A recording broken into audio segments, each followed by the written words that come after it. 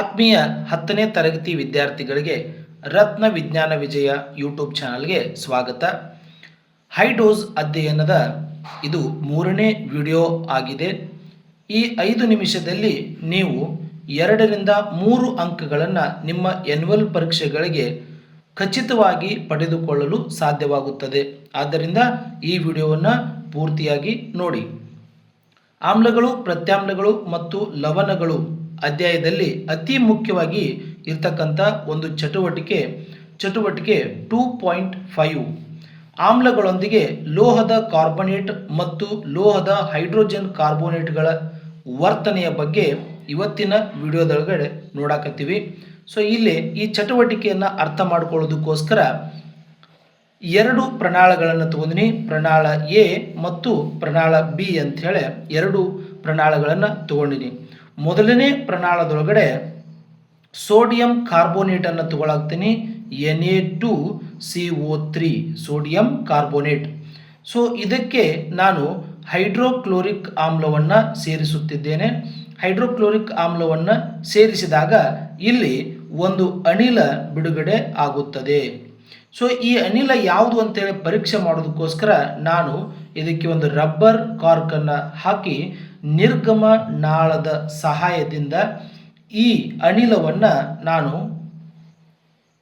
ಇನ್ನೊಂದು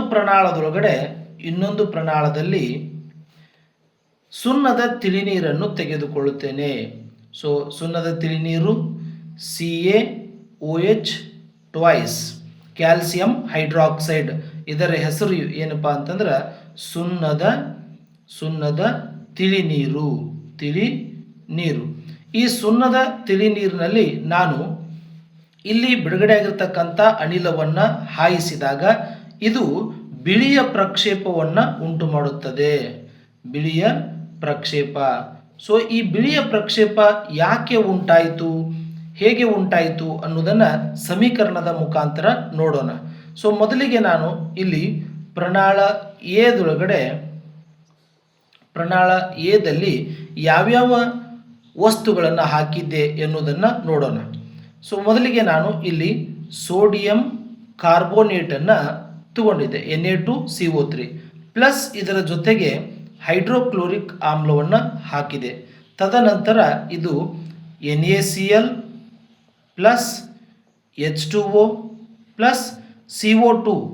ಸೊ ಹಾಗಾದರೆ ಇಲ್ಲಿ ಬಿಡುಗಡೆಯಾಗಿರ್ತಕ್ಕಂತಹ ಅನಿಲ ಯಾವುದು ಅಂತಂದ್ರೆ ಅದು ಕಾರ್ಬನ್ ಡೈಆಕ್ಸೈಡ್ ಅನಿಲ.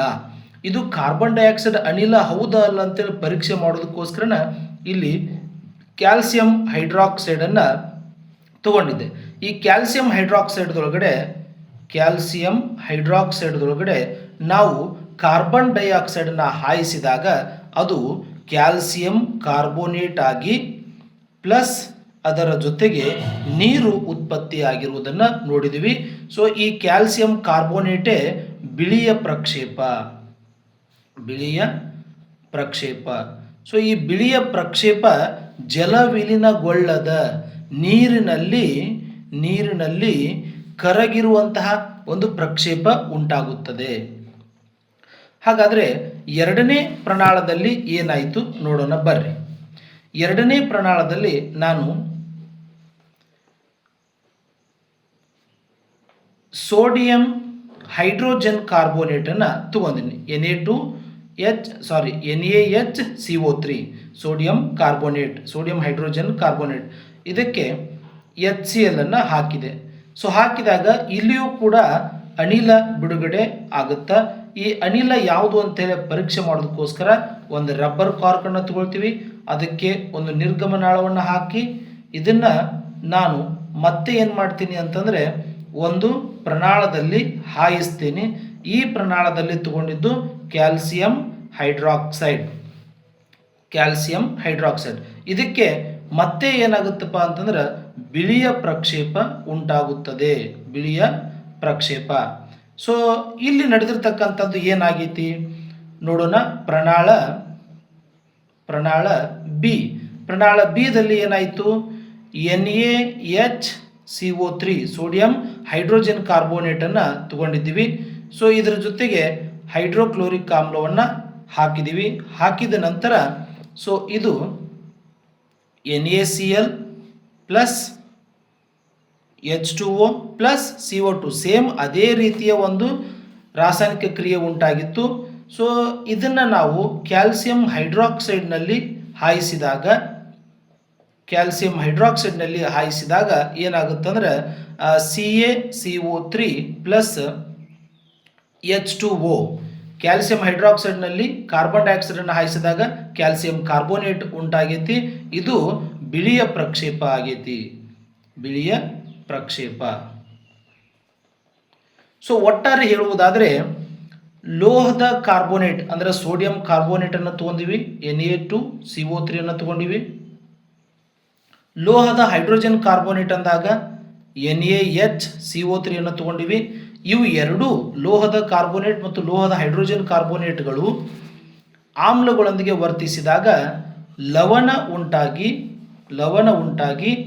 ನೀರು ಮತ್ತು ಕಾರ್ಬನ್ ಡೈಆಕ್ಸೈಡ್ ಅನಿಲವನ್ನು ಬಿಡುಗಡೆ ಮಾಡುತ್ತವೆ. ಈ ಚಟುವಟಿಕೆದೊಳಗಡೆ ಅತಿ ಮುಖ್ಯವಾಗಿ ನೀವು ತಿಳ್ಕೋಬೇಕಾಗಿರುವುದು ಇಷ್ಟೇ. ಆಮ್ಲಗಳೊಂದಿಗೆ ಆಮ್ಲ ಅಂದರೆ ಹೈಡ್ರೋಕ್ಲೋರಿಕ್ ಆಮ್ಲವನ್ನು ತಗೊಂಡಿವಿ. ಆಮ್ಲದೊಂದಿಗೆ ಸೋಡಿಯಂ ಕಾರ್ಬೋನೇಟ್ ಮತ್ತು ಸೋಡಿಯಂ ಹೈಡ್ರೋಜನ್ ಕಾರ್ಬೋನೇಟ್ಗಳು ವರ್ತಿಸಿದಾಗ ಲವಣ ಉಂಟಾಗಿ ನೀರು ಮತ್ತು ಕಾರ್ಬನ್ ಡೈಆಕ್ಸೈಡ್ ಅನಿಲ ಬಿಡುಗಡೆ ಆಗುತ್ತದೆ ಅನ್ನೋದ್ರ ಬಗ್ಗೆ ಈ ಚಟುವಟಿಕೆ ನಿಮಗೆ ತಿಳಿಸುತ್ತೆ. ಈ ವಿಡಿಯೋ ನಿಮಗೇನಾದರೂ ಇಷ್ಟ ಆಗಿದ್ರೆ ಲೈಕ್ ಮಾಡಿರಿ, ಶೇರ್ ಮಾಡಿರಿ. ಏನಾದರೂ ಡೌಟ್ಸ್ಗಳಿದ್ದು ಅಂದ್ರೆ ಕಮೆಂಟ್ ಮಾಡಿರಿ. ಧನ್ಯವಾದಗಳು.